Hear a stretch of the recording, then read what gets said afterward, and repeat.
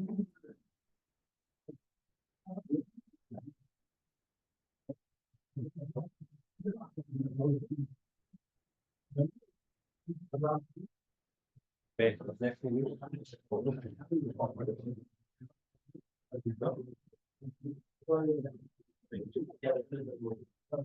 right. Hello. Good evening. Welcome, everyone. Hello. Hello. Good. Good. Yeah. A little louder. Is this better? How's the baritone for you? All right, good. Welcome, everybody, to the 44th Siyum Harambam, the tribute to Maimonides. This has been going on since 1984. We're going to do a video presentation, and then we're going to get started.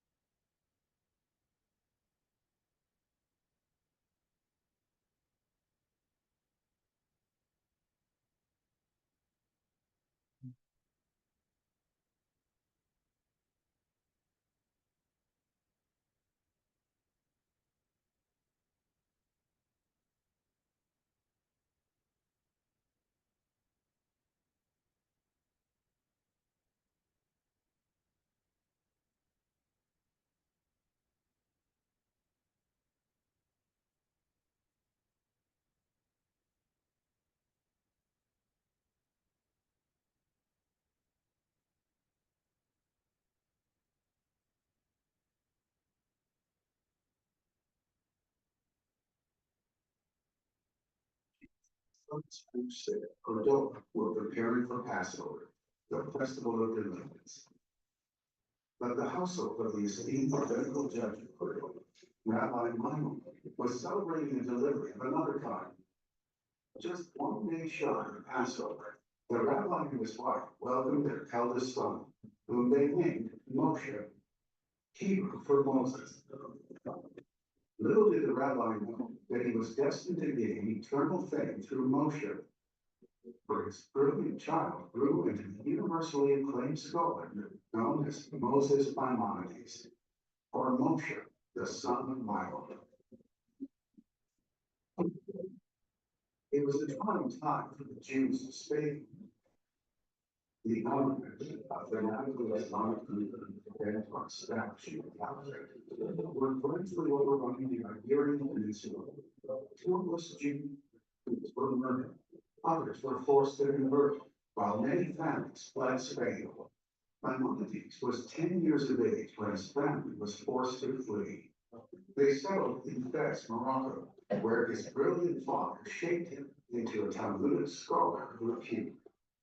He also mastered what we call Chokhmah, which is the universal wisdom of humankind. He knew the works of Aristotle and Plato and their Islamic interpreters and so on. Maimonides also became an expert in astronomy and medicine. In 1165, the family journeyed to the land of Israel, but unable to settle, they continued to the large Jewish community of Cairo, where Maimonides married and settled down. He then devoted a complete decade, approximately from 1168 to 1177, to producing his crowning literary achievement, the Mishnah Torah. He was an Ish Halacha. He was the greatest rabbi of the Middle Ages. He wrote the greatest law code in all of Jewish history, the Mishnah Torah. He was an absolutely outstanding master. I love his. For the first time since God gave the Torah at Sinai, the entire body of Jewish law would be codified in a systemic, clear, and concise fashion. The 14-volume masterpiece created a powerful impression across the Jewish world. Then, in 1177, tragedy struck. Maimonides' brother, David, drowned when he was shipped overladen with merchandise sunk in the Indian Ocean. The brothers had shared a deep bond, and Maimonides grieved terribly for years. David had also been Maimonides' business partner, And this calamity meant financial ruination for Maimonides, who was now forced to become a doctor. His expertise soon caught the attention of the Egyptian ruler Sultan Saladin, who appointed Maimonides to the position of royal physician. Maimonides also served as the leader of Egyptian Jewry. He juggled his time between his royal duties, treating private patients, serving as a statesman for the Jewish community, teaching Torah, and discussing medicine, philosophy, and science with his non-Jewish audiences. His quill hardly saw any rest either. Jewish communities from distant lands sought his advice and rulings on Jewish law, and Maimonides felt compelled to pen yet another literary masterpiece to forestall a developing crisis in Jewish faith. Many Jewish scholars in the Arabic lands had been swept up in the newfound Islamic obsession with Greek philosophy. This left some Jewish scholars deeply disturbed by the apparent intellectual contradictions between contemporary Greco-Islamic philosophy and various precepts of the Torah. In 1191, Maimonides published a treatise that thoroughly addressed these issues from a philosophical standpoint under the title Guide for the Perplexed. When Maimonides passed away in 1204, the entire Jewish world mourned his passing. An epitaph without historical parallel was carved in his gravestone, proclaiming that since the days of Moses, no Jewish leader's achievements have rivaled that of Moses Maimonides.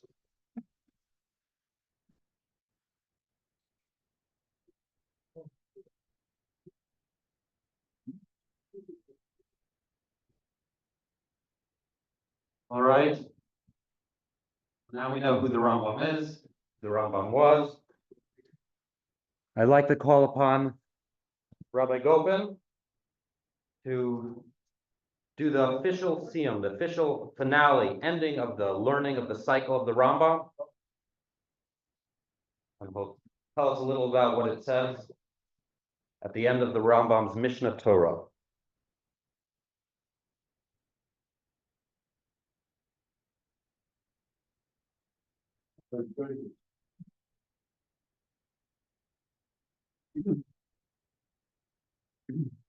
Thank you, Mendel. Thank you, the rabbis, for coming, participating, Rabbi Shaya, Rabbi Yaffe, Rabbi Brender. And I was asked to conclude the Rambam. I just want to say 2 minutes. They gave me my two boys, Mendel and Rabbi Shaya, gave me very limited time to speak. When two boys are controlling me, it's a good sign. Anyway, I want just to say, when the Rebbe started the campaign, the suggestion, the campaigning for learning the Rambam, the Rebbe was always encouraging people to learn but I never saw anything like this. How important is the Rambam? And he used tremendous language to say the importance of the Rambam. And the Rambam itself chose the name of his book, Mishnah Torah. Mishnah Torah means the repetition of the Torah. There's another book called Mishnah Torah. Who remembers? Book of Deuteronomy is called Mishnah Torah because all the Torah is being almost repeated in one book. There are 4 books of Moses, and book number 5 is called Mishnah, repetition, concluding again in one book the whole Torah. The Rambam chose the way because in his 14 books, he included the whole Torah. He put together the whole Torah in an unbelievable way. And there's no other book what you can learn and to have to know the whole Torah. And the Rebbe said one time an expression, there is 5 books of Moshe, the Bible. There is the written Torah. There's a replica of it. In the oral Torah is the book of the Rambam.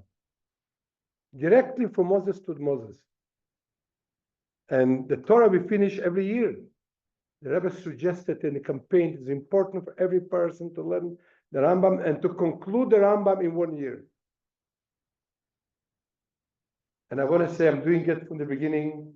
Some years I did better than other years, and I have more time, more. I know more. I'm better in it. But the amount of knowledge I accumulated to this study is unbelievable. I would not get it anywhere else. The entire Torah, everything, and written in such a beautiful way, and in such a beautiful style, clear to the point you can get it. And therefore, what I'm saying is, I'm suggesting everybody, if you want to have a taste of the Torah, what is there? He did it. And it's, when you think about it, a man did it in 10 years, one person, alone, in a primitive country, almost in a desert, with no computer, no Google, one person alone, to put such a thing together in 10 years, it's not humanly possible.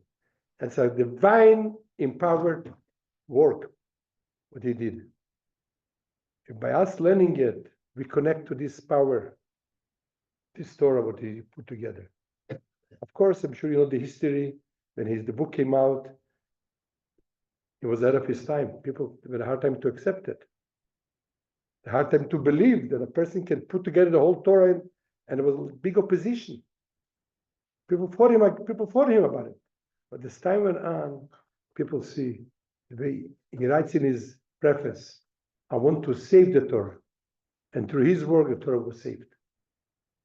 And for us to learn, it's a beautiful thing. I'm suggesting everybody to join the cycle. It's available in English in different ways and different options, short one, long one. It's everything available.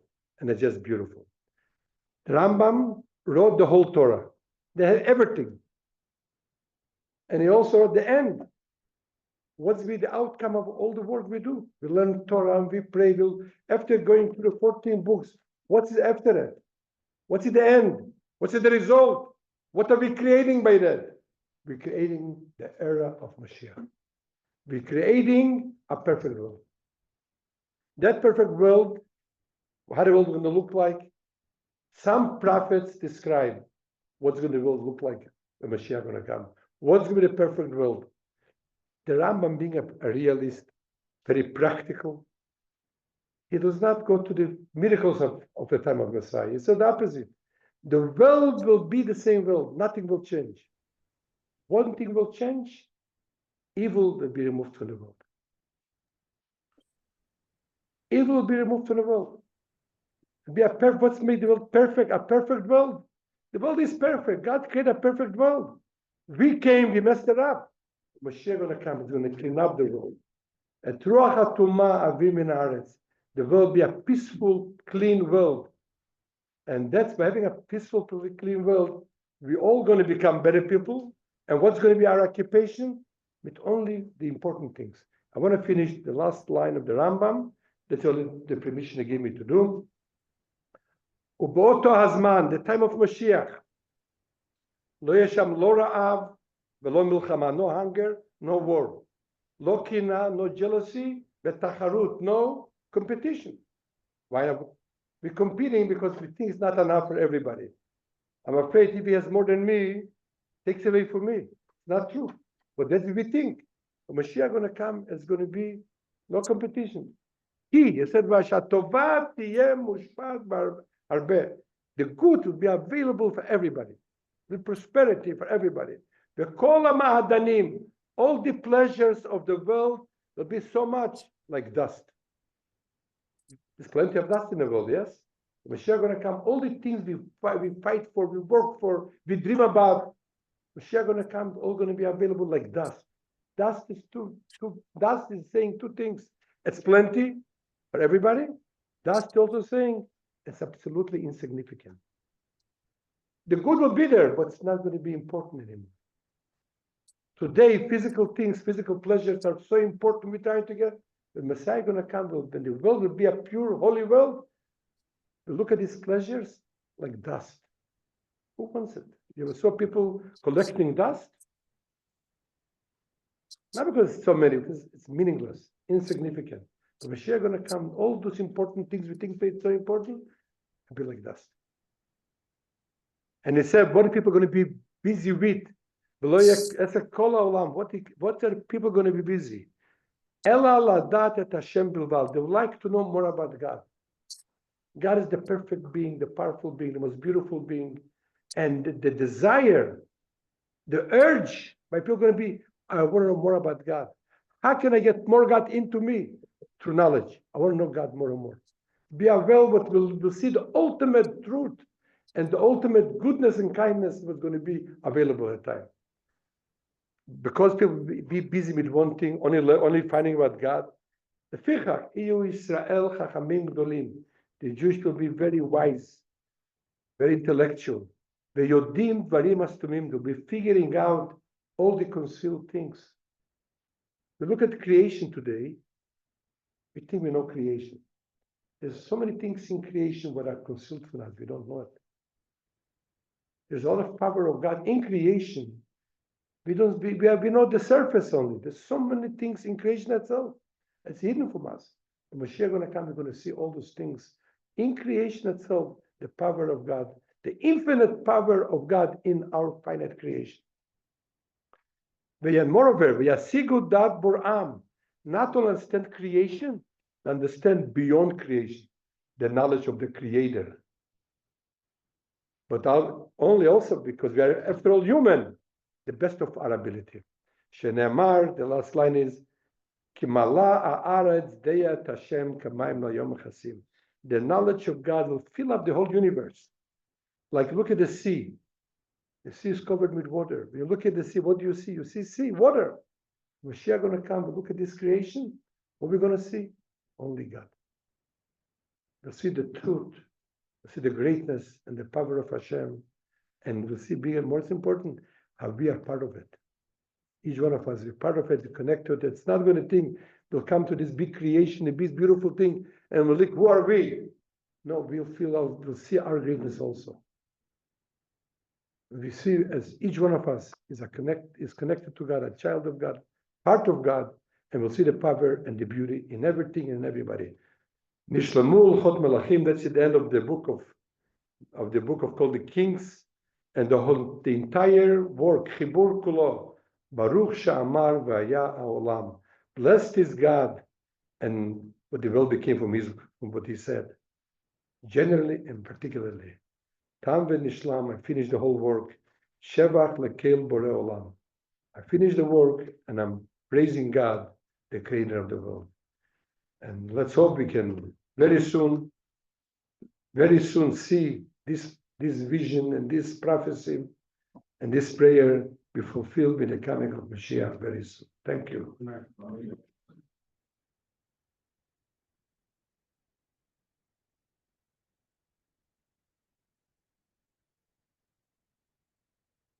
Thank you very much.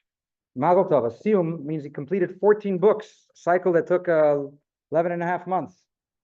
So it's a celebration for each person who participates. And there are thousands, it would be good to get a number. Nowadays, it's hard to tell, but there are thousands and thousands of Jewish people from totally different levels of learning that participate in the 3 tracks of daily study of Maimonides. And we're going to introduce later the tools that exist, but it's the whole purpose. One of the lines the Rebbe said was, "It's davar hashava l'chol nefesh." It's something that every soul, it's equal. Everybody can participate. It's not too unattainable for someone to have the ability to cover all the mitzvahs, the whole basic of Torah knowledge. Those of you who took the recent Talmud class from the JLI, we explored how Torah came, where it came from at Sinai, how was it transmitted, the oral tradition, the written tradition, and how Torah scholarship evolved. And it's quite complex, and how we maintain the integrity of our tradition throughout all the different circumstances. And when they started to document in the Mishnah and the Talmud. But bottom line, the Talmud is a heavy book. If you open up the Talmud, it's not so easy for everyone. And Maimonides came along not just to tell us the bottom line halacha, but to organize it, make it structured and in a way where you could open it and have access just to read it in a simple format. Doesn't mean you don't necessarily need a teacher or help or books, but there's so many resources out there today. So I just want to recommend that everyone considers there's so many bite-sized ways to do it. You could do 1 mitzvah a day and then cover all 613 from Maimonides every single year. That's a lot of knowledge, and it doesn't have to take a lot of time. Or 1 chapter a day, 20 minutes. And we have the daily study app. There are multiple instructors you can you can choose from, and whenever you're in the car, you put it on, and some of them you got to put on double speed because they're slow, and you can really accumulate tremendous knowledge. Imagine 11 and a half or 3 years, you cover every single law in Maimonides. So my job is to restart, back to the beginning. What do we do on Simchat Torah? We celebrate the completion of the Torah cycle every year. We roll it back to the beginning. Try to begin the beginning of a new cycle very close to the end of the previous cycle. Because the whole idea of a cycle and a circle shows that it's endless, it's infinite, because it's God's wisdom. That us humans have the opportunity to study God's Torah and to study God's wisdom. You're never finished. And those who are in the realm of Torah scholarship and the journals that are coming out, and the Talmudic analysis and discussion, and especially when there's more contemporary or new evolutions in technology or medicine or even current events, the debate goes on and it becomes more involved. And you have, as we spoke in our class, you have a 14-year-old kid in yeshiva arguing in the journal with some great rabbi in London and back and forth, and it's dynamic and exciting, and Torah knowledge keeps on evolving. So join the cycle. We begin a new cycle of Rambam. And we're joining with communities all over the world who have had similar celebrations and evenings of study. So let me ask you a question. If I'm starting again the Torah, which mitzvah do you think needs to be first? Anybody want to offer? What do you think has to come first? What's the very first one that has to be? Oh, good. I am the Lord your God. Okay. What is the mitzvah? You know what does mitzvah mean? Mitzvah, what? So good deed is a term that we use, but it literally means commandment from Hashem. So what is the action item? I am the Lord your God. What should we do about it? Believe in him. So I am the Lord your God. What is the mitzvah? So seemingly the belief in God should be the very foundation and the very beginning of Torah. So let's read how Maimonides puts it. The opening of his entire, I don't know what's the right word, compendium, what's the right word? The whole Mishnah Torah, Yesod HaYesodis V'Amud HaChachmes, the foundation of all foundations and the pillar of all wisdoms, is Leida Sheyesha Matzirishon, to know that there is a first being, a primordial being that comes before everything. V'hu Mamtzi Kol Nimtza, and he brings forth every existence, V'chol HaNimtzayim, and all that exists from heavens to earth, and in between them only exists from God's truthful existence. Did you see any word here about belief? The sheets are just there to distract you as of now. Right? Did anybody see what the command is? What's the word? The command he said. Foundation of all foundations. Leida. To know that there is a God. So here's my question to you, Lee. Imagine you are God and you're beginning your revelation with the Jewish people to share with them the religion and the Torah. Can you command them to believe in you? You can't. Why not? What? It's like you could talk us till you're blue in the face. I don't believe in you. It's like, you know, what they say, the story of the fellow who they used to have these institutions for people who were not mentally well, and there was a guy who was screaming, I am Napoleon, I am Napoleon. And the person says, how do you know? Who told you? He says, God told me. And they hear a shout from the other end of the hall. I never told you such a thing. Right? God told me. So he's God, he's Napoleon. Who decided that? So there are those who say the first of the 10 commandments is not to believe in God, because you cannot command someone to believe in you. I don't believe in you. Rather, we see how Maimonides, how the Rambam articulates and codifies the mitzvah. So what is the mitzvah? I am the Lord your God. It's the first of the 10 commandments. What is it saying? The second of the 10 commandments is you shall not have any other gods before me. That's the prohibition of idolatry. But what's the mitzvah of Anochi Hashem Elokecha? I am the Lord your God. What's the action item? Okay. Tell us to believe. If we're in the conversation and we're listening to your commandments, that means we already accept you as a authority. We already believe in your existence. So there's lots of discussion, but clearly the Rambam, the way he articulates it here is the mitzvah is leida, to know. And that's why he goes through all kinds of details about the perfection and about the infinite qualities of God. And he quotes the verse, I am the Lord your God. Shenemar Nechi Hashem Lekacha. And he quotes that's the mitzvah. He quotes other places in Torah where we see the definition of Hashem. And he takes the time, the next few chapters, to describe God's greatness. And that's a book of law. He doesn't need to tell us. He tells us about it's unbelievable about the orbit and outer space and the angels and like layers and layers of astronomy, and in order for us to meditate into greatness of God. So the mitzvah to know God as much as we can. How can we know an infinite being? So we look at his actions, we look at his creations, and Kabbalah and Hasidus takes it the next step. Who knows which word here, Leida, to know, is associated with and my father just spoke about when Mashiach will come, the objective of all mankind will be to know God. That's what everyone's going to want to know. What's the commodity? No one's going to want to know what the score is tonight and what are they going to try to achieve? What's the achievement? The she'ifa, the drive of all mankind, the excitement will all be about knowing God. What's the benefit of knowing? Faith is great. Faith is great, but it's not enough. In order for our minds to perceive and understand and appreciate God. They say a story. They say a story of a fellow who moved from West Hartford. He felt it was too Jewish, and he moved to the Farmington Valley, and he wanted to be removed. There's more space. There's more, and he sent his child to Trinity Academy, and his child, it's a great school, great academics. His child comes home one day and he says, Dad, he's like a 6-year-old kid. He says, Dad, what's the Trinity and this and that? I don't want to repeat all the words he asked his father. And his father got very, very upset. We're Jewish people. But I mean, this man was a claimed atheist and he didn't want to be near any things that were too Jewish. But he calls his son over. He says, son, I want to tell you something very, very important. I want to tell you something. There's no Trinity. There's no Shminity. There's only one God and we don't believe in him. Right? And the mitzvah is knowing is not enough. We have to feed our faith. I had a story just recently, a dear, dear friend, a person I studied with for years and years. And we have heart-to-heart conversations. And he told me, he says, I know he's a rationalist, he's a scientist, but he loves to learn Hasidus, and he loves to pray and learn about neshama and soul. And he tells me, I have a lot of questions, but I don't want to go there. He says, why not? Because believing in Hashem, praying to God, it's a necessity. I need it. It's my foundation. If I question that foundation, it pulls the rug out of under me. So I can't go there, even though I'd like to. And he was sharing with me that struggle, but my advice to him was, it's not good enough. Because you have to feed your mind, but not in a way where you're questioning the foundation. It doesn't have to rip out the rug from under you. So again, a lot of people, they say, I believe in God. I need God in my life. I pray to God. It's what works. So I'm working it.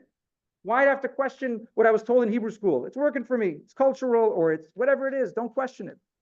Knowing and learning doesn't have to be in a way where where it's throwing the rug from under you. And my advice with him was let's learn. Feed your mind. I've had many classes where I have people who are, they say, Rabbi, I hope it's okay. I can join your class, but I hope I don't believe in God. And my response was obviously, that's okay. I don't believe in atheists. It's okay. In other words, we have people, I'm not here to convince someone. I would like you to appreciate, what did Maimonides believe? What did our great-grandparents, who were brilliant people, what did they believe? What was their thought process? And by learning, you're feeding your inquisitive mind and absorbing knowledge about Hashem and about Torah. This gives and fortifies your ability to feed your faith. We can't leave the faith in our Hebrew school level. It has to be fed with solid intellect. And Maimonides felt this as a crucial element, and that is the yesod, the foundation is to fill our minds with understanding and meditating about the greatness of God. And with that, I'll go to the question that, Mandy, you didn't put a clock here. Okay. The red light will start blinking. Why did Maimonides believe in Sinai? And that's what I brought at the handouts. If you see, we have from Igeres Teman, from his a letter he wrote to encourage the Jewish people of Yemen, who were going through a terrible period where there was all kinds of questions and there were people forcing them to convert to Islam. And he wrote many letters that encouraged them and sort of gave them guidance. And he remembers, remember my co-religionists, this great, incomparable, and unique historical event is attested to by the best of evidence. For never before or since has a whole nation witnessed a revelation from God or beheld his splendor. So Maimonides believed that there's something unique that from a rational perspective has the best of evidence. Best of evidence is a big statement. What's the evidence? We always thought, why do we believe God gave it? Some people don't believe or they question, or if they believe because that's what we believe. I always say when you get into this conversation about prove to me something, prove to me that the believer doesn't need proof. The atheist won't believe no matter till you talk and blue in the face and bring proofs. The same thing happens when you talk about certain topics about Israel, right? It not always. Are you talking to someone who wants to hear rationale, or not because they don't want to, but they're not able to be? It's a very difficult. There's like cognitive dissonance about trying to convince someone of something that they do not believe in. So I'm not going to attempt the full shebang, but I want to give one element that is unique to the revelation at Sinai. So let's look at how the Rambam in chapter 8 of Yesodei HaTorah, this is his chapter 8 of his first section of Jewish law, which are the foundations of Torah, the foundations of our faith. He tells us what is unique about Torah. What do we believe about Torah? We don't. If you ever thought about it, why do we believe Moshe was the right guy? How do we know it's true? What about Moshe's resume makes him believable? Or what's the foundation of why we believe Torah to be the word of God? Anybody want to give it a guess? I know you know the answer. Kidding. All right, Michael, why? Because the revelation wasn't just to the revelation wasn't just to one of the people. The revelation was to millions. Millions of people. Often people will think, Michael said the revelation wasn't to an individual, it was because it was witnessed by millions of people. Very often people will think, Moshe proved himself because he did 10 plagues. How many people do you know can perform such miracles? Moshe split the sea when the Jews were trapped. Moshe brought down manna from heaven. He must be God's messenger. And the Rambam writes that is weak. That's not the foundation of Judaism. The whole entire belief that we believe, and we have to realize everything hinges on Sinai. That's where it all lies. Everything that we believe, things that we give, that we dedicate our lives for, things that we pay a lot of money for, right? Pay a lot of money for kosher, for tuition, Jewish kosher, everything, right? We give our efforts, and Jewish people gave their lives for their belief. Why would they give their life for something that's just a cultural element to it? It's because there's a foundation of all of it. They believe it to be absolutely true. What can feed that belief? It's not the miracles of Moshe, but rather the experience at Sinai itself. So let's read the very first paragraph here of the second text.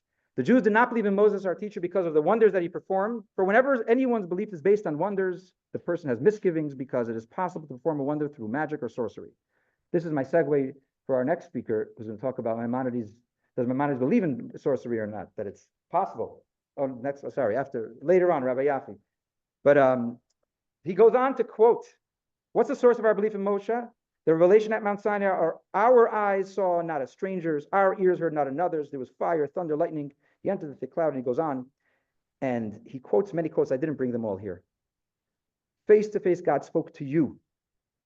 Moshe, go tell the following, and we see the next paragraph, Exodus. Behold, I will come to you in a thick cloud, so the people will hear me speaking to you, so that they will believe in you forever. God's telling Moshe, Moshe, listen, this is the plan. Okay, this is the plan. It's not good enough that you're going to have to tell them. I am going to, in front of everyone, show them that you're the man and that you're my messenger. How? Because I'm going to speak to the masses. And what people don't realize is there is no religion in the world who has the same claim that Judaism has. And there's lots of them, thousands of religions who have all kinds of claims, and we can't go through all of it, but almost every single one of them starts with revelation, but revelation to either a few people or one person. Now, what's the credibility of something when one person's in the room? If something happened to me last night and I tell you God spoke to me and he told me tonight I should ask everybody to download the app of the daily learning and learn Rambam every day. God came into my bedroom in a pillar of fire and this is what he said, right? Can you prove me wrong? You can't prove me wrong because you weren't there. But if I say that tonight God appeared to us all here, it's very, very hard to convince everyone something you all know didn't happen. No other religion claims that God appeared to millions of people. There were approximately 2.5, 3 million people at Sinai. What's the storyline? And what's the storyline? What were we taught by our fathers? But let's think about our great-grandparents in Europe. What did they believe? They learned Chumash. They learned this narrative that God appeared to millions of people. Moshe's telling them, God appeared to you. And who did this happen to? Our parents. Who taught me that? My grandfather. All the way back to Sinai. The narrative has been transmitted from generation to generation without a gap in history. And we have documented people from every generation, Torah scholars, where the narrative remains the same, that our parents were there when God spoke to them. Forget about if I can prove it to you or not. But one thing is factual, that there's no other religion in the world that has the same claim. And with that, again, the claim is that God appeared to millions of people. And Moshe says, like the way you saw God speak to you, you will never, ever see that again. Never again. That's a very big promise to make, that no one else, no other nation in the world will ever have this experience again. And there's so many layers of what Moshe again says, it didn't happen to me. It happened to all of you. You all saw this. This is what's been written down by Moshe, and this is what the next generation transmitted to the next generation, each of them pointing to the same text and saying, this is the narrative that God gave us. So this is a very strongly worded letter, and it could be very, so I'm just going to point out what it is, because I'm not going to go through it all. But this is a letter these are two letters from the Rebbe. And he is writing to obviously people who are questioning about the truth of Sinai. And the letter in the back was just for reference, where the Rebbe refers to the common denominator of Jewish survival. But I want to point to the first letter with the bigger text, okay? The divine revelation of Mount Sinai was in fact witnessed by millions of people. All of them reported it to its minutest details accurately, for the whole people of Israel stood at Mount Sinai and witnessed it. And he goes on to say that they weren't foolish people or gullible people. They were brilliant people. And he says, I'm skipping a few paragraphs, such as a fact is certainly indisputable. I do not believe that there's another fact which can match it for evidence and accuracy. And the Rebbe goes on to say it's scientific. And parenthetically, and this is why I had the motivation to bring this up tonight, because I feel people don't realize, I'm not here to convince you, but I want you to realize there's something unique about Judaism that does not exist anywhere else. Parenthetically, it is unfortunate that this basic difference between the Jewish religion and those of others is so little known. For the Jewish religion is the only one that is not based on a single founder or a few, but is based on divine revelation witnessed by all the people numbering several millions. So he then refers to someone who says, believing in Torah is dangerous for society. Okay, such statement that the acceptance of the Torah and being the only truth is dangerous, since its authors were only men, and as men they could not have been infallible. Jews accept the Torah precisely because it was given by God, not by man, and in the presence of millions, as he goes on to say. So again, this is the narrative and the foundation that feeds our understanding. We had a course, and we'll have another session where we go through all the possible ways Torah could have started if it was not true. And we end up asking, which one's most reasonable? How did this narrative begin? And what's interesting is it never in history we have found a similar narrative as Judaism. And with that, I'd like to invite you all to continue learning with whichever rabbi you enjoy and learning from. Continue learning. You're going to hear many rabbis tonight. So take another opportunity to feed your mind and feed your soul with the wisdom of Torah and education, and thereby bringing the knowledge of Hashem into our minds and in our hearts, and making it part of ourselves. Okay, with that, I want to introduce a dear friend and colleague, Rabbi Tuvia Brander, who we had the opportunity to work together in this community on so many things to better our community. I want to thank him, Moshe Koach, for all your efforts, so many levels, and thank you for participating in Tribute to Maimonides.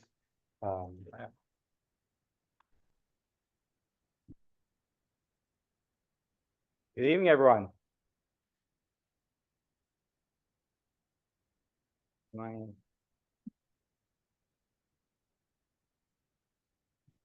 Thankfully, there are more people here than handouts I made, which is great. It's far worse if it's the reverse.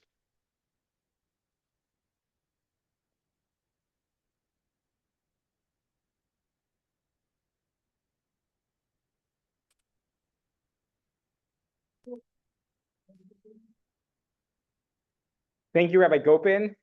Thank you, Rabbi Gopin. Thank you, Rabbi Gopin, for hosting us, inviting us.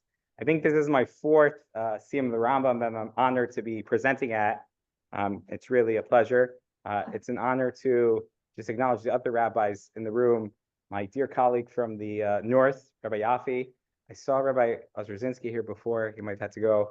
One of the things that we're really blessed in our community is the collaboration and the collegiality. And I can say from the rabbi side, the support that the rabbinic community gives one another.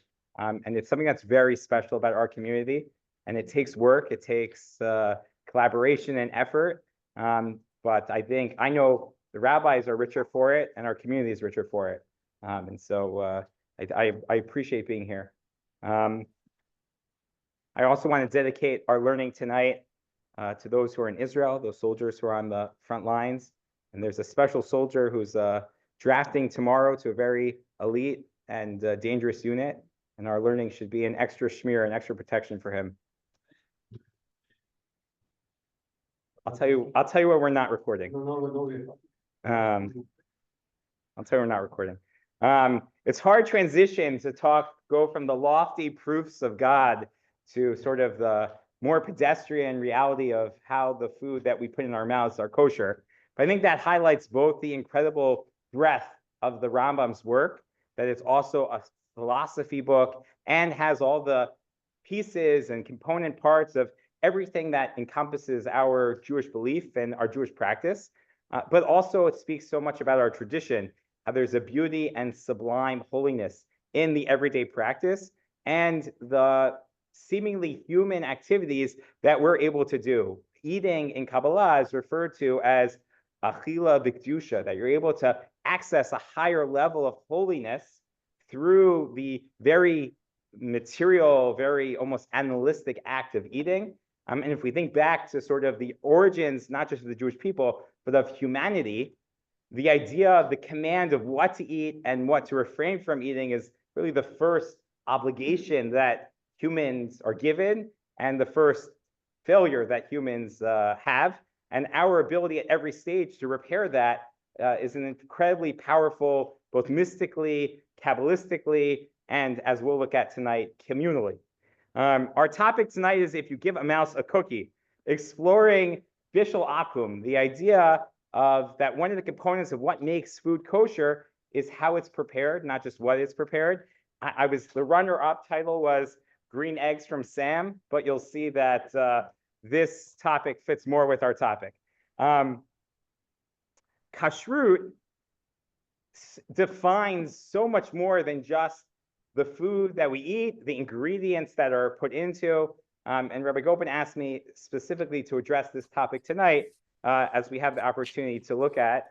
And I think in general, it's important to realize that so much of our tradition, Rabbi Shaya Gopin alluded to the fact that there are so many different faith traditions. One of the unique things about Judaism isn't just revelation, isn't just that we're switching one God for another God, or many gods for one God, but there's a revolution that is embedded in what becomes Jewish practice. And there is a push against what is the societal norms or the various different conceptions of the time of holiness, of power, of religiosity that is embedded not just in our beliefs, but in our practice. And ensuring that, sustaining that is what sustains the Jewish people, and what is part of the safeguards that both halakha, Jewish tradition, and what the rabbis have put in terms of Jewish practice is what to do. One of those things is what we call bishul akum. No phone is connected. The requirement, I think this is still talking at me.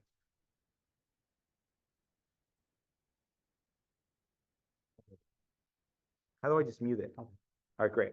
One of them is this idea of bishul akum. What is bishul akum or bishul Yisrael? You may have heard it. It is not to be confused with Pat Yisrael, but although it's a related cousin.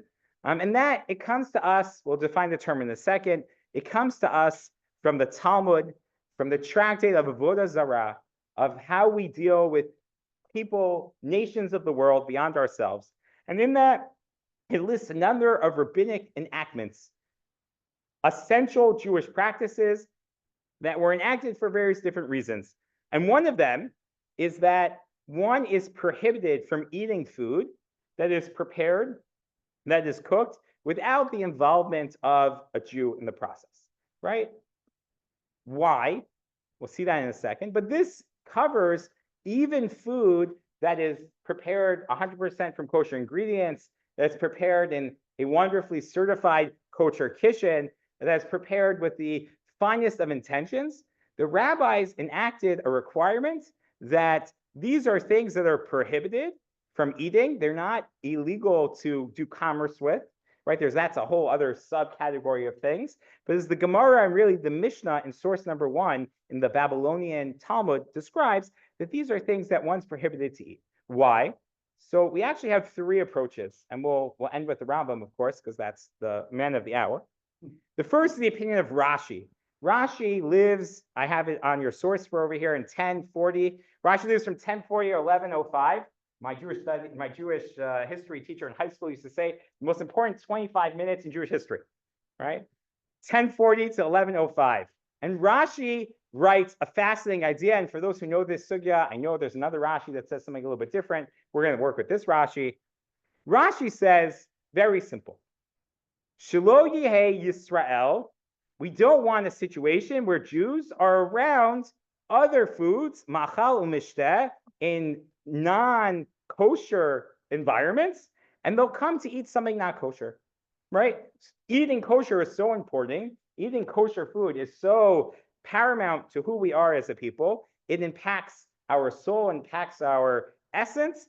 We have to make extra safeguards, not just to make sure all the food is kosher, but we don't get in a situation where we might find ourselves eating something not kosher. That's what Rashi says. Rashi's grandson has an idea. We'll get to that in a second. Rashi's grandson in source number 3 says, not so quickly. I don't understand.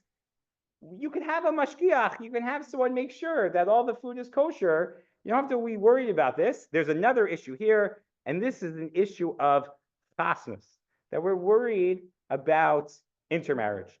That one of the things that is being presented here, and this is a complex and sort of nuanced idea to think about, that on the one hand, as Jews, we are not just able, but we're supposed to engage in the broader world. We're supposed to engage in society. We're supposed to bring values and morality and holiness into the world. That is our God-given responsibility. That's our obligation as the Am HaNivchar.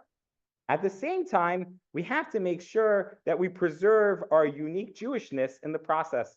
Because otherwise, instead of being able to impact and enlighten and elevate the world, we could just get lost in the sea of nations, and then there'll be no more Jewish people. And so the rabbis enacted, engage in society, engage in the world, and here are some safeguards to make sure that in that process, you don't get lost along the way.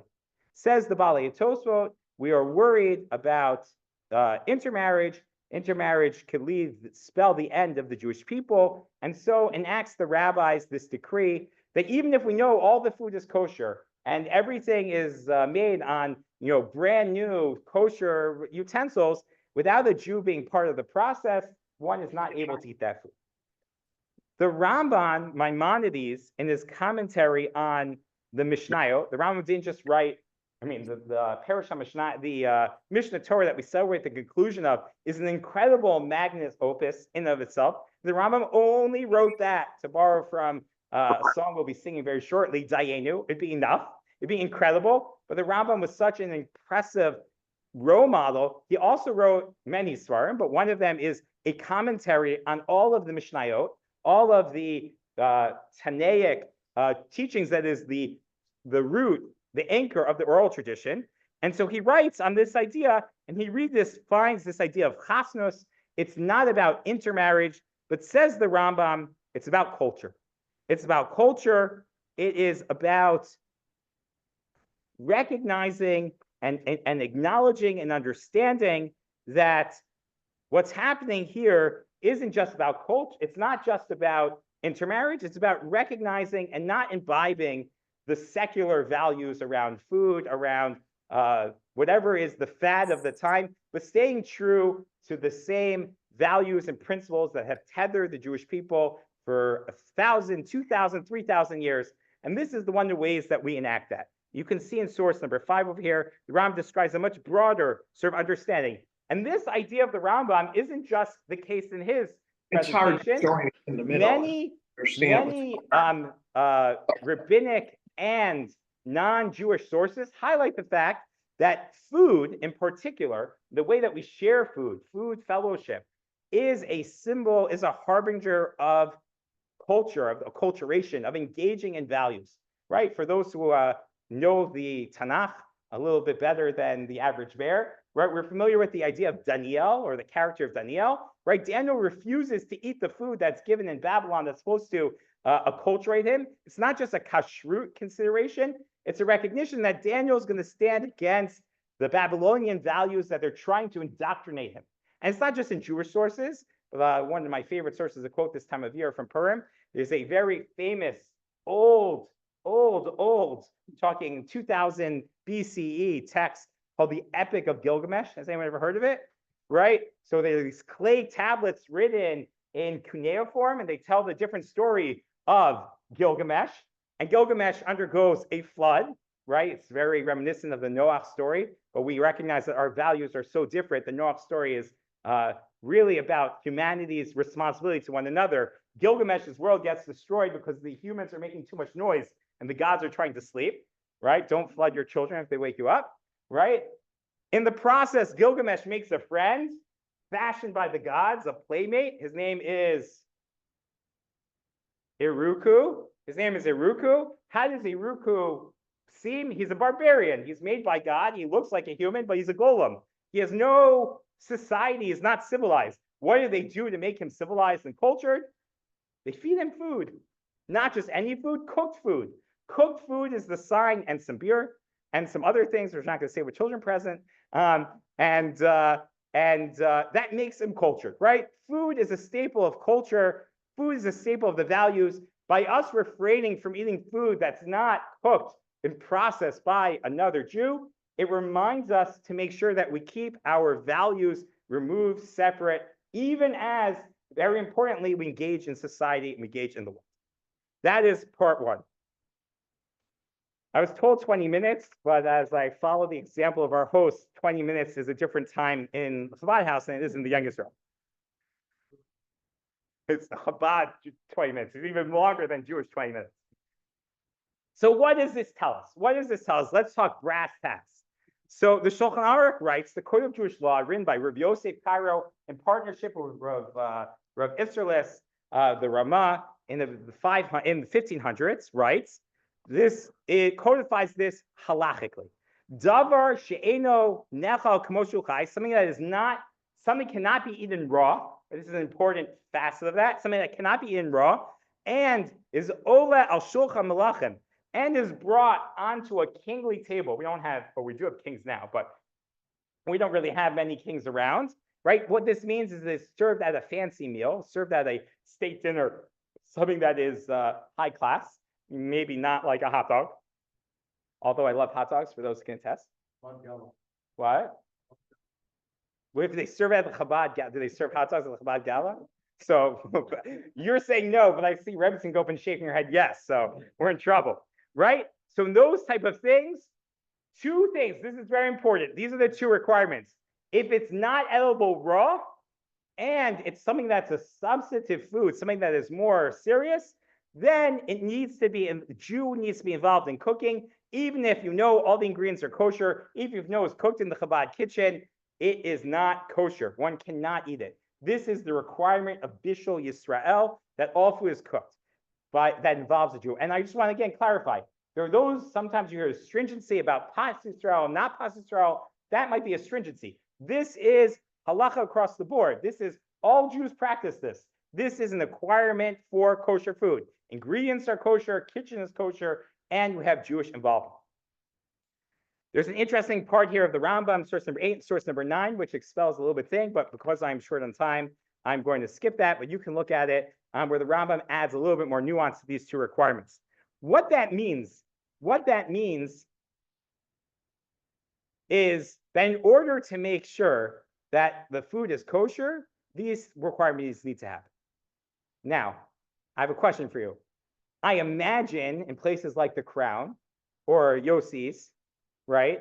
They don't necessarily, they have wonderful chefs. I don't know if people know Yossi's, his executive chef is Ian. He's an excellent chef, happens not to be Jewish, right? Does that mean that there's someone standing next to him and cooking everything and Ian's telling them what to do? I'll tell you, that's not the way it works, right? Ian's an excellent chef and his chef skills are not just observatory, right? So what happens? So if you look in source number 10, this is part of the requirements. What is required to ensure Jewish involvement?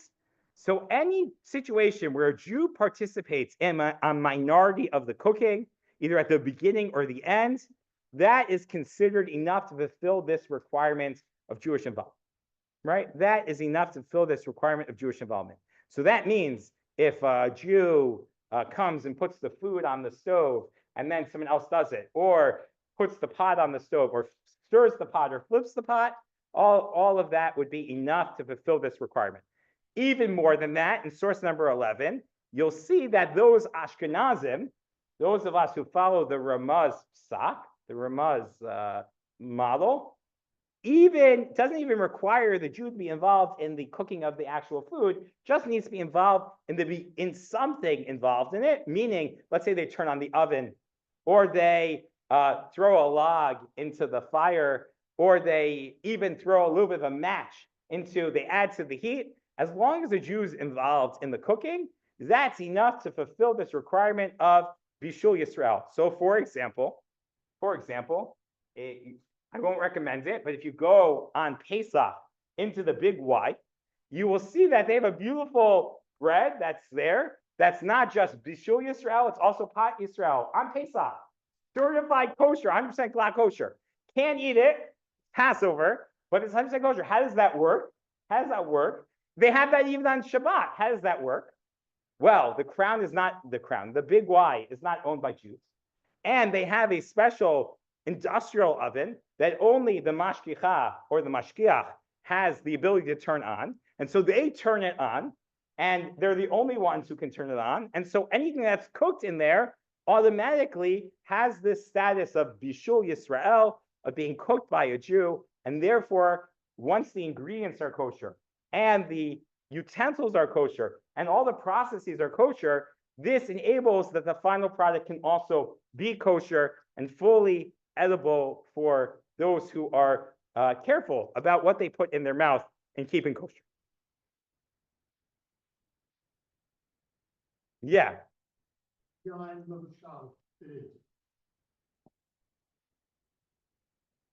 I love the question.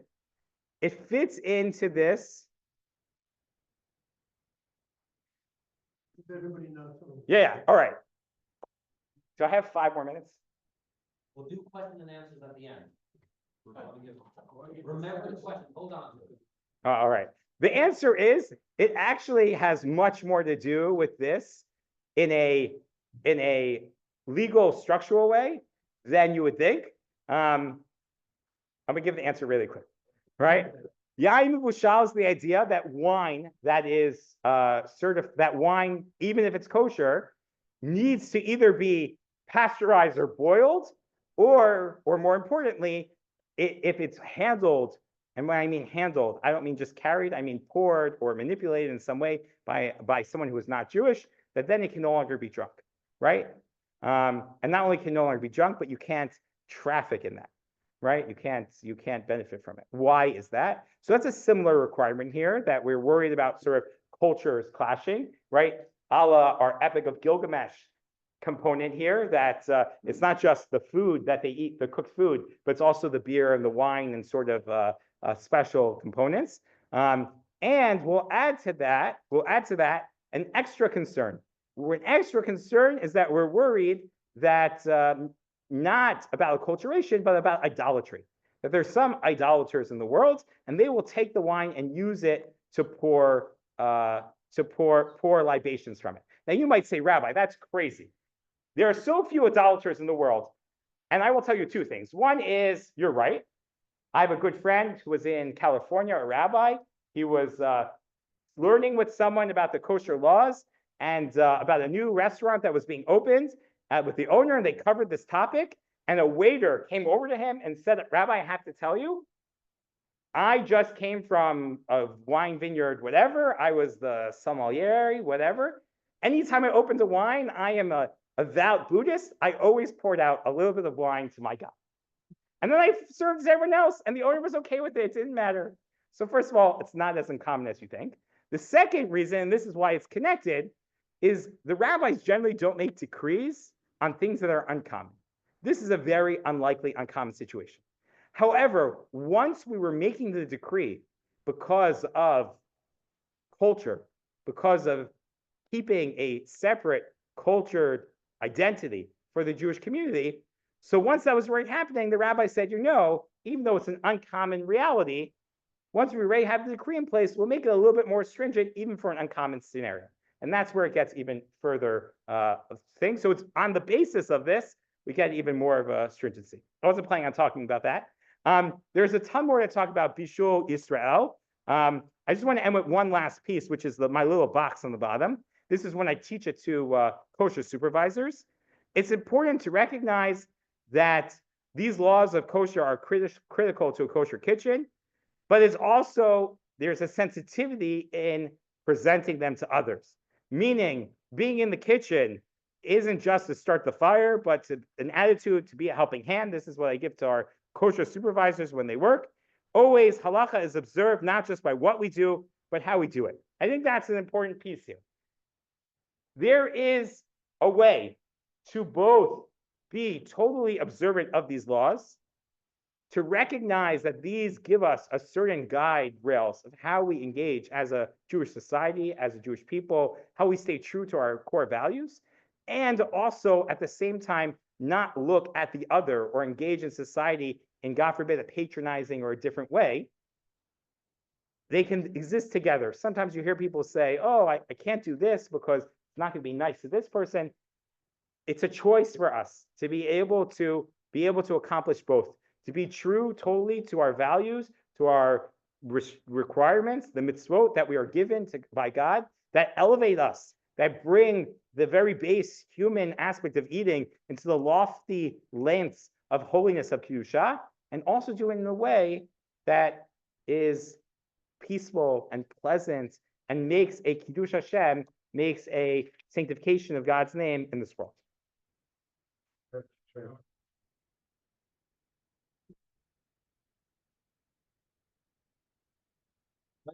Call up Rabbi Yaffe. He needs no introduction. He was here before me in West Hartford. Grew up with his son. And he's back. Take it away. The Rambam and black magic.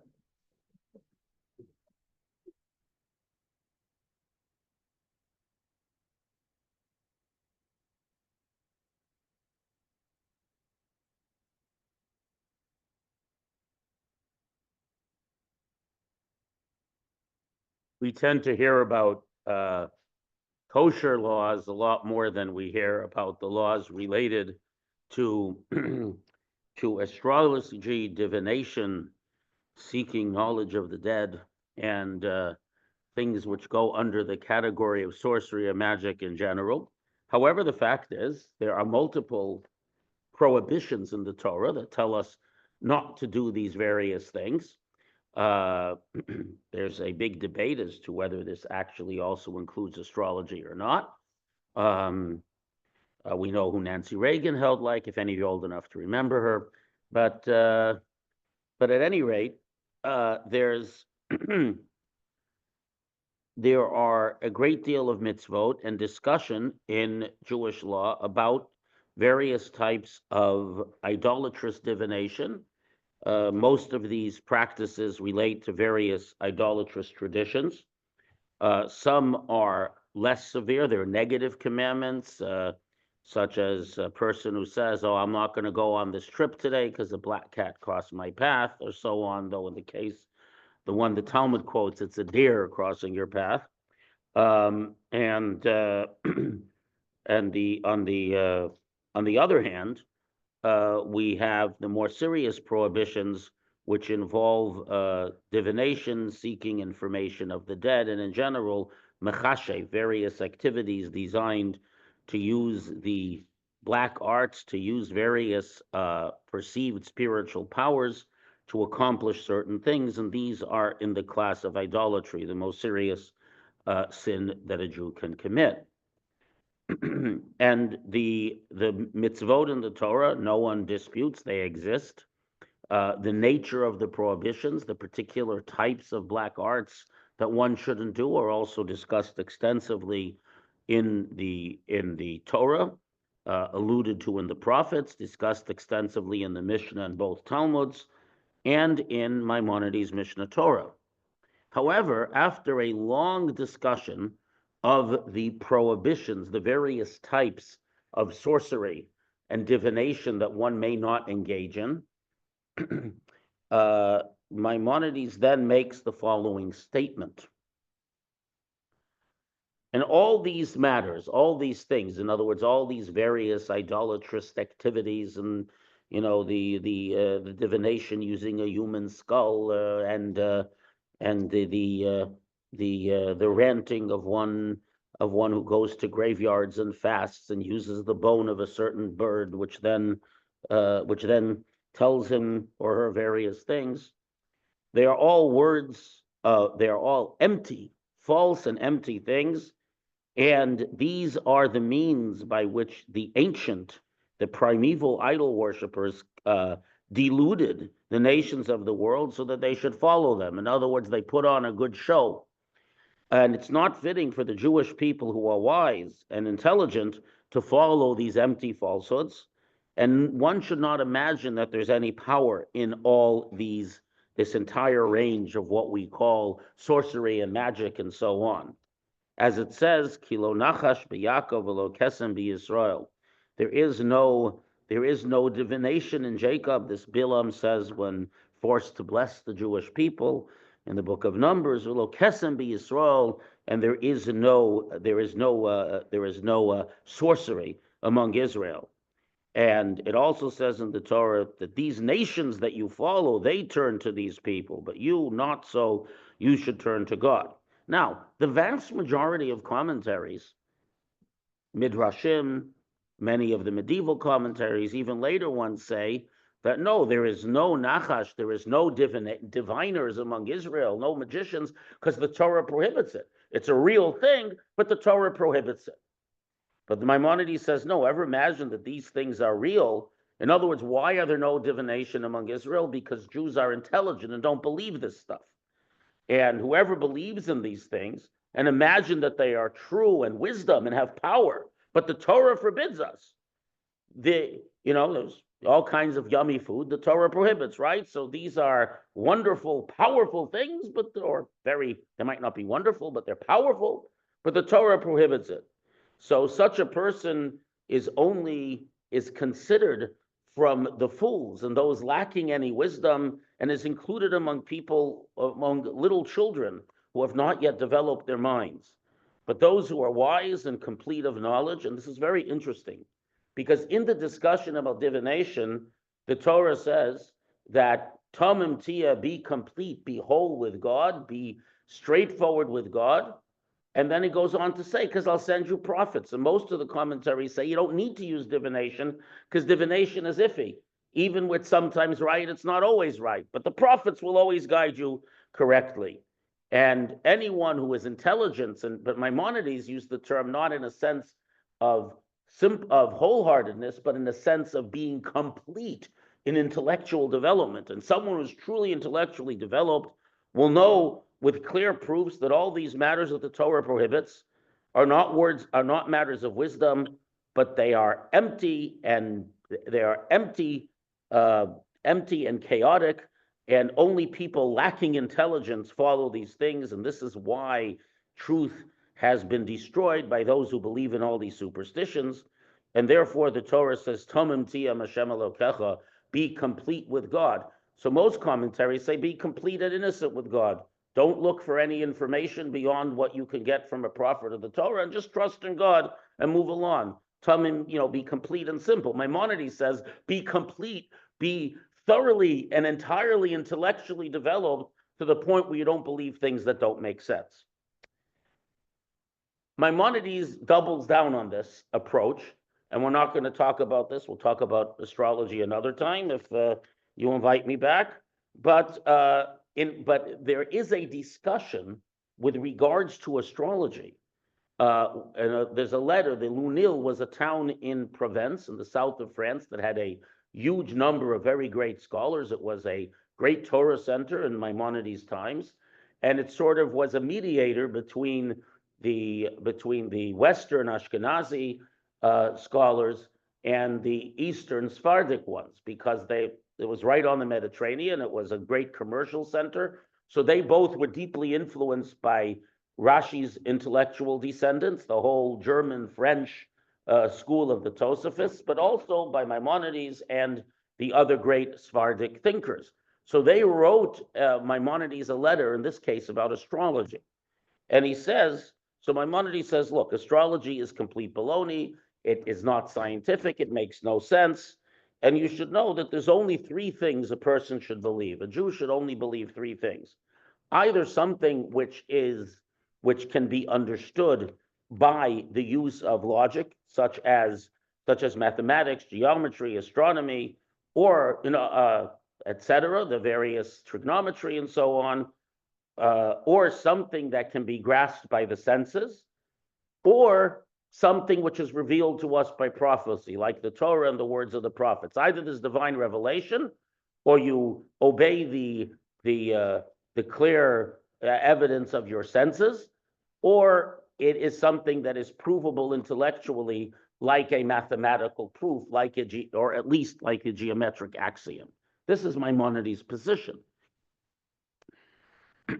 Of course, what is considered astronomy and what is considered logical proof, there are entire worlds of logical proof that have been discovered, the entire worlds of science and medicine and so on, that did not exist in Maimonides' times, that we've discovered. And some of them lead us to conclusions that are inherently illogical, but we know them to be true.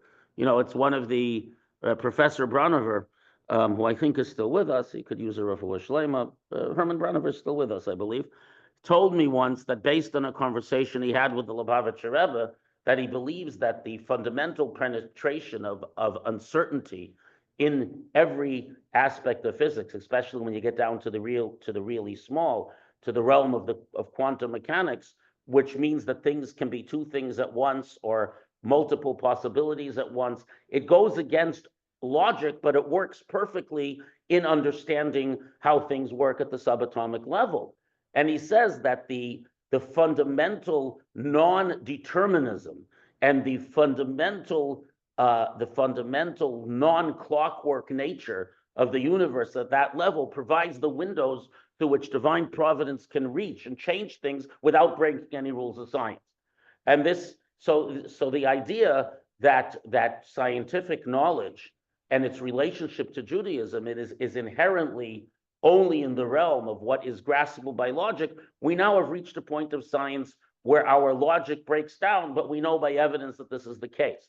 So those who argue with Maimonides might have a support in the fact not only that the discussion of the quantum world seems to work very well, but this was a area of science that the Lubavitcher Rebbe embraced as being in perfect synchronicity with Judaism.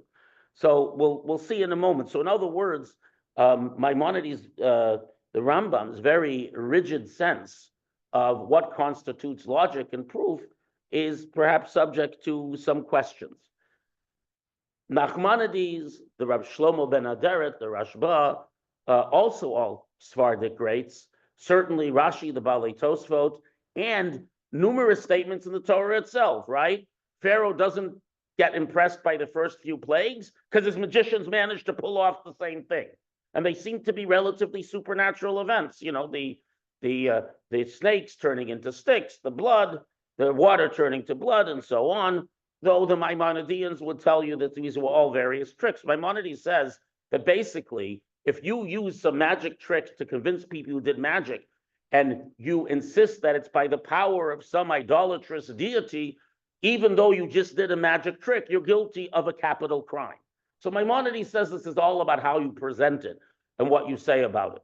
Whereas Nachmanides, multiple midrashim, multiple statements in the Talmud indicate they believe that there is a reality to these powers, but precisely as Maimonides says, not to do them. Nachmanides gives an explanation, basically saying that that the physical and spiritual are intrinsically related, and there are all kinds of spiritual powers that influence and ultimately, shall we say, become concretized in causing everything that exists physically. There's a continuum, and there's a point where the spiritual and physical intersect, and this relates to the patterns that we see in the universe and so on, the various, and this is how Nachmanides understands, all of these ideas of the influence of the stars and like, is quite simply demonstrating patterns in the physical universe that are expressive of the deeper layers of the young and the spiritual forces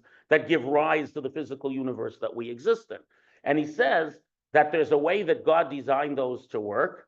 And then there's a way, because everything in the universe is subject to free will of the human being, there's a way to manipulate and use those powers and forces in ways against what God wants, in ways that are destructive, in ways that are against Hashem's will. As we know that people, again, whether these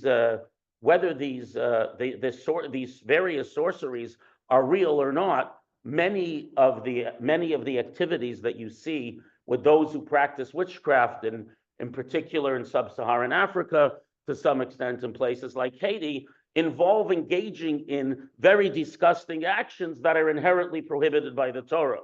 I will not go into them, but this is and some of them involve murder and so on, and it all relates to the idea that the same way, again, though there are those who as you know, you can take a hammer and build someone a house.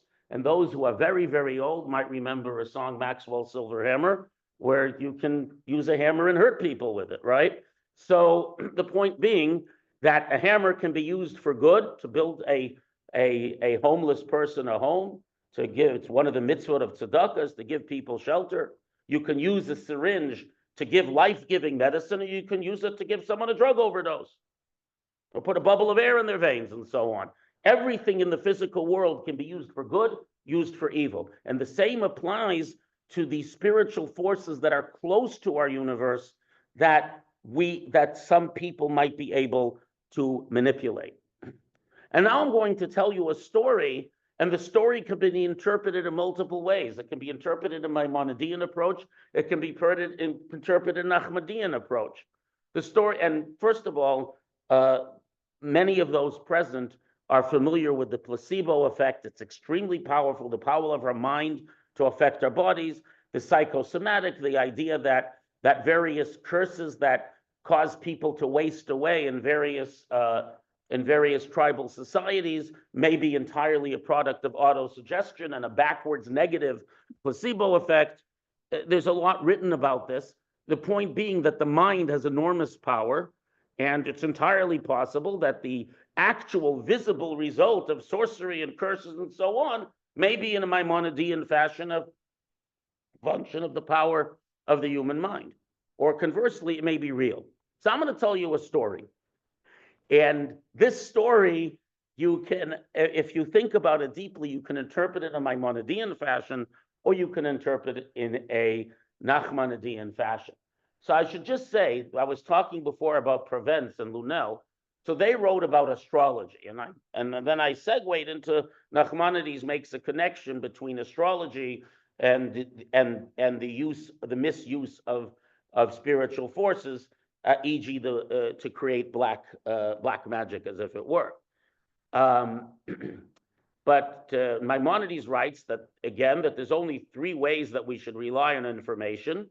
And the idea that the position of a star or a planet somehow influences our life and takes away from our power of free choice and wise judgment is ridiculous. So then they wrote him back. They said, wait a second.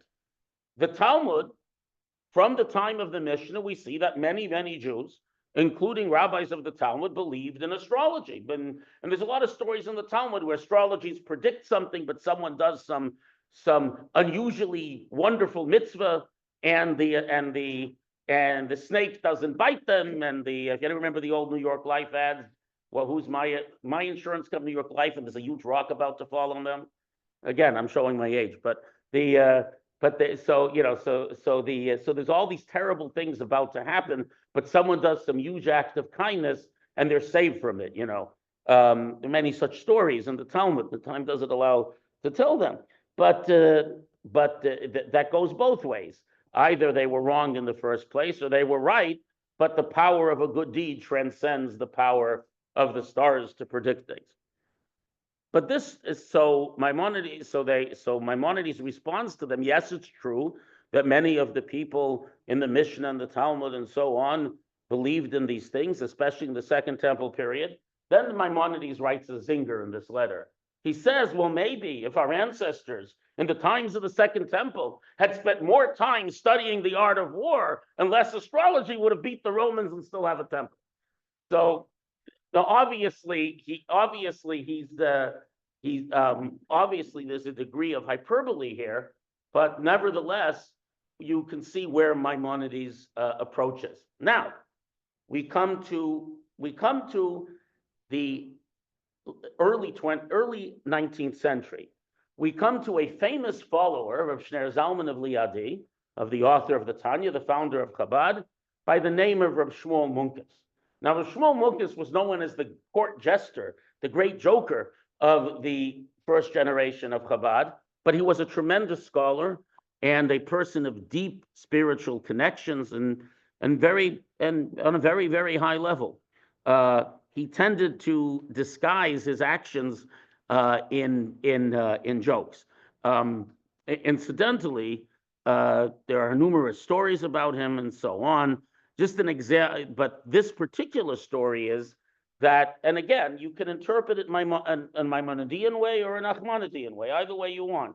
But here's the story, just to show you the complexity. And now, this is not any story. This is not a story that Hasidim tell. This is a story on page 149 of the Sefer HaSichot, of the talks, of the edited talks of the previous Lubavitcher Rebbe, Rabbi Yosef Yitzchak. He only told stories that had perfect provenance. He was a tremendous scholar of Hasidic history, among other things. And when he told a story, he told it because he had a provenance. He heard it from this person, heard it from this person. He'll tell you exactly where he heard it and when he heard it. So the story goes as follows: that the people of a village near Liadi, where the Alter Rebbe lived, complained that there was a couple who were sorcerers, who were witches, who were causing them all kinds of trouble. I don't know, maybe their crops were failing, their bear was spoiling. A lot of Jews, had taverns and so on. Whatever was happening, there were lots of bad things happening, and apparently these non-Jews, these witches, had let on that they were responsible for all the trouble that the Jews had. So goes the story. I don't know if it was a couple or it was two men, whatever the story was. So Reb Shmuel Munkus says, I'll deal with this. So Shmuel Munkus comes to the tavern, and these two sorcerers are sitting there. And Shmuel says, I'm going to challenge you. I'm a better sorcerer than you. So so let's make a deal. You'll give me something to drink, and I'll drink it. And assuming that it came, apropos of Rabbi Brander's thing, it came from one of the kosher bottles in the tavern. The taverns are all owned by Jews, and then I'll give you something to drink. So they take a glass of vodka, they pour it out, and they mumble all kinds of incantations and bubble bubble, etc., whatever they said, and they give it to him to drink. And with great and profound focus, he says the blessing, blessed are you, Lord, King of the universe, who creates everything by his word, which is the bracha you say on a glass of vodka. And he drinks it down. Nothing happens. Then he gives them something. He just pours them each a glass. He gives it to them, and one died right away. The next died the next day. I'm not auto-suggestion, but spiritual power. At any rate, that's the story. And so so then he decides to get, much later, before Rosh Hashanah, he decides to come for Rosh Hashanah to the Rebbe. And as he approaches the town, apropos of Alfred Hitchcock, might have got the idea from this story, a whole host, thousands of ravens form a wall around him, and they don't let him go. Then the Alter Rebbe tells his son and several of his Hasidim to go out. They didn't know what's happening, and as soon as they came out of the outskirts, the ravens flew away, and it was by the Rosh Hashanah, by the Alter Rebbe for Rosh Hashanah. Now, well, what does one have to do with the other? Is this some kind of sign that he shouldn't have been playing around with these things? Is it even real? Was it merely auto-suggestion? Was his blessing protective or simply freaked them out? I don't know the answer to that, but you can interpret it either according to Maimonides or Nachmanides. But you should know that because the preponderance of material, and again, so I want to now skip to what? That's the end of the story in the Sefer Sichos. No, the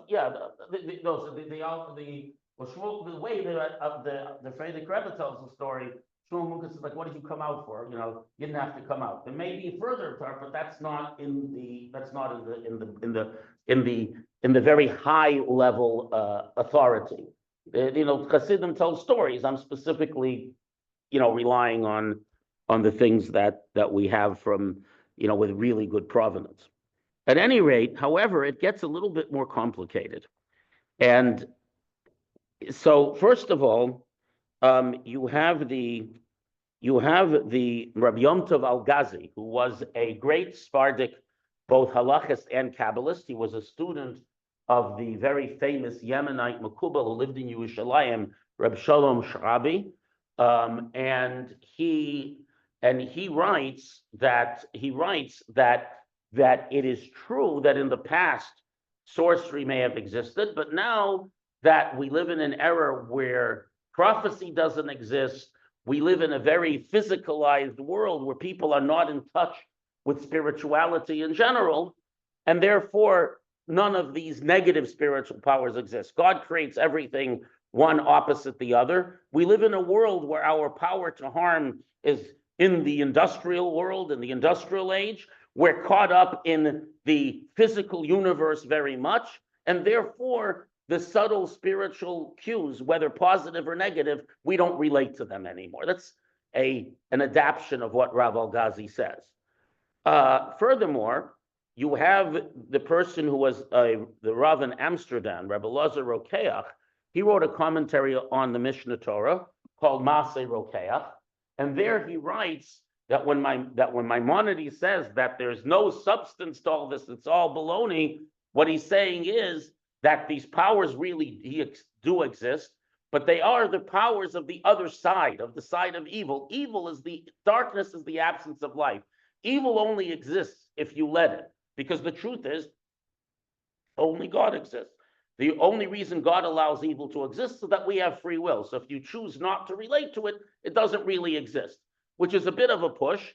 But the Minchas Elazar, the Rav of Munkach, Rabbi Elazar Shapira, who lived in the first part of the 20th century, tremendous scholar, he writes in his Sefer, which is a collection of his letters and sermons, Divrei Torah, that because there was a problem in those days, that people were very caught up, this was the Middle Ages after all, in sorcery and all that, he basically did a avera, he did a transgression for the sake of the good. In other words, he denigrated all these things, even though they're real, to drive away the people of his time from doing these activities, which are certain idolatrous.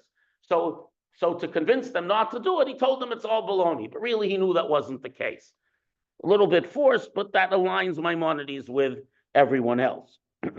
Now, the fact is that you see that there are tremendous disputes in this matter all within the context. The law of the Torah doesn't change. The Torah doesn't change, but there are many paths, and God transcends contradiction and limitation, and we know these are the words of the living God. In other words, that it is possible to have deeply contradictory ideas that are all held within the ambit of the infinite. God is infinite, and therefore the Torah can be expressed in many, many different ways, as long as it remains within those parameters that the Almighty set down. That being said, the fact is that there are a tremendous number of stories in the in the Mishnah and the Talmud, in particular in Midrashim. There's a tremendous amount. There are extremely reliable sources of Hasidic and mystical tales, such as the Shivchei Baal Shem Tov, the praise of the Baal Shem Tov, which is a deeply accepted book written by one of the Baal Shem Tov's followers. There are stories of this sort, and indeed the Baal Shem Tov once explained there's a statement in the Talmud that the rabbis were trying to go somewhere on a ship, and this sorceress came along and refused to let the boat move. And it says, then the rabbi said something. They said milas, a word, and the boat was able to move. So the Baal Shem Tov says, why didn't you say what the word was? So he says, the Baal Shem Tov explained that milas, which is a Aramaic form of the word, actually was an acronym that the apostrophes got left out over the copying of the manuscripts from year to year. And it's an acronym for the verse in the Torah, Machashefa lo sachaya, you shall not suffer a witch to live. And that statement of the negation of the power of witchcraft took away their power to influence the situation. So the point being that the fact that we don't understand something, again, I referenced the development of science in the sense there are many things that we don't understand. There are many mysteries in existence that we do not grasp. And the fact that we don't see something or don't have a theoretical paradigmatic system to explain it doesn't mean it doesn't exist. Conversely, generally speaking, the Torah tells us to accept what God tells us, but beyond that, it certainly celebrates the use of the mind and of logic. So I don't have a simple resolution to this question. I will, however, tell you something interesting that is a story of my family. I heard it when I was 7 years old, which is just before my grandfather of blessed memory passed away. That's my father's father. So just to understand, my father's father, Rabbi Avraham Eliezer, was a very simple, practical Jew. He was the son of a tailor, the grandson of a cobbler. He was a typical, early 20th century British blue-collar Jew living in Sheffield. He wasn't terribly knowledgeable in Judaism, though he was a very traditional person, and was a very practical, down-to-earth person. He served for almost 20 years in the British Army, through the trenches of World War I, and then in India and what's now Pakistan, and was a very, very down-to-earth person.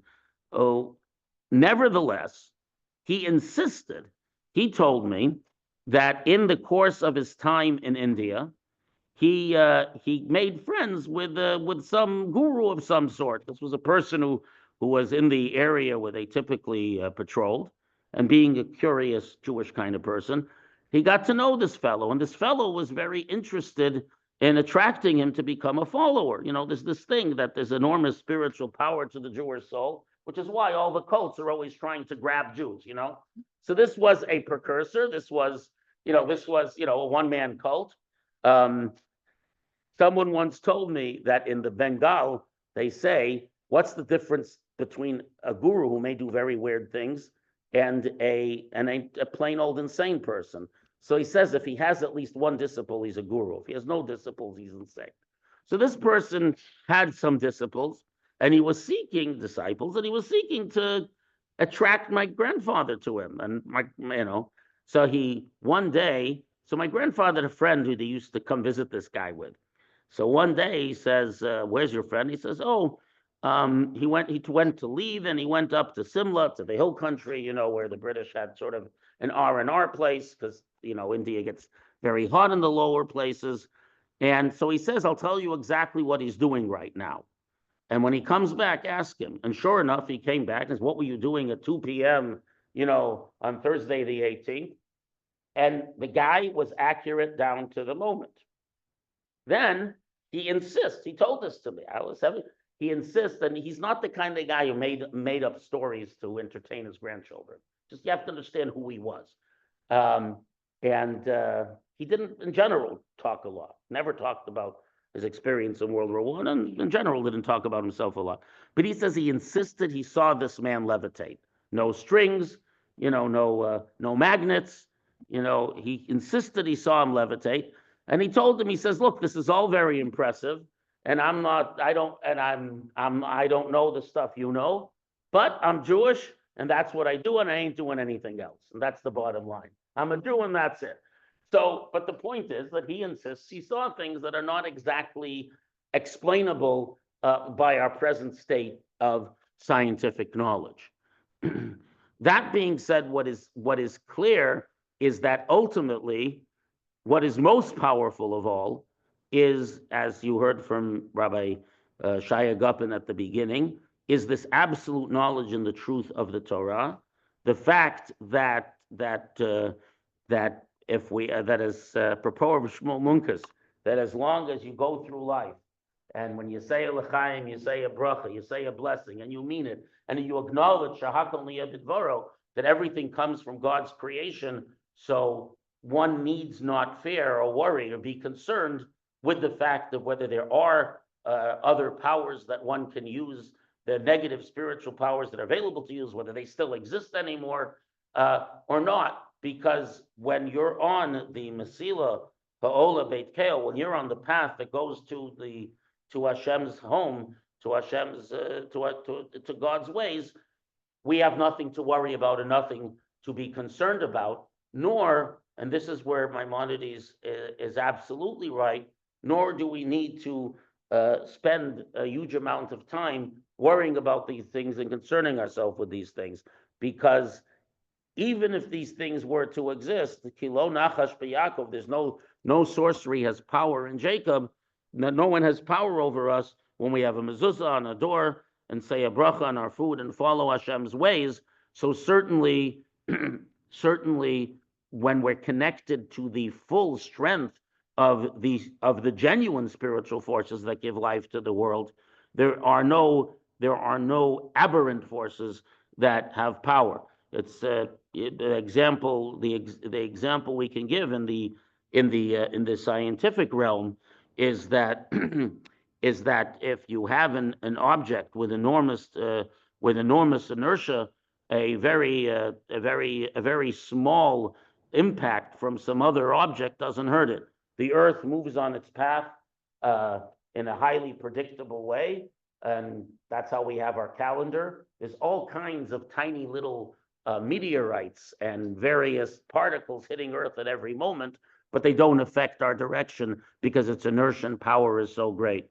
So too with the power of Judaism, that whether these things are real or not, whether they exist or not, which remains an open question, they need not concern or affect or bring worry to someone who is connected. And conversely, to dabble in these things and to concern ourselves with these things, at the very least, is the waste of time, may be an act of idolatrous worship. So, and where one connects oneself with something that is against God's will, whether it is real or fake, is sort of irrelevant, because the goal is that we find a way to connect ourselves with what God desires of us, and then that is the great power, the great inertia, that nothing can sway to one side or the other.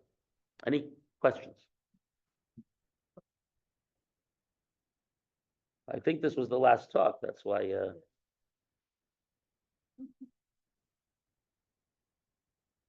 okay.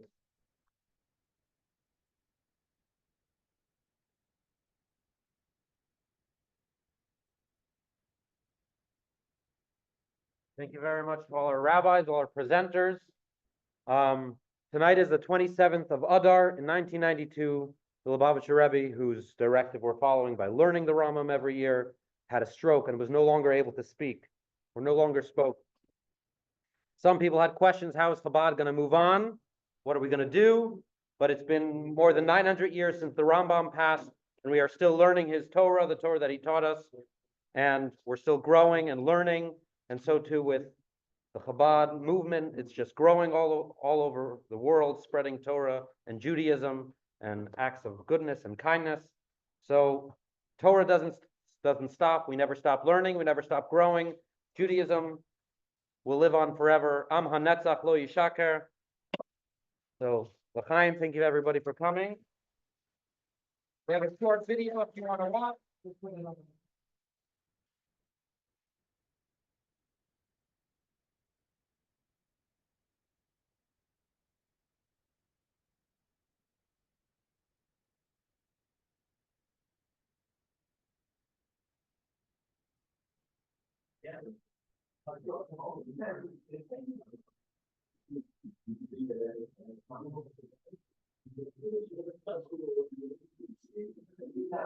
Here, Musa learned the entire mission of Torah. We would learn one parent every week. So we calculated it would take us approximately 20 years to finish learning the entire mission of Torah. A little while later, we came out with his program for learning Rambam, where we brought the day.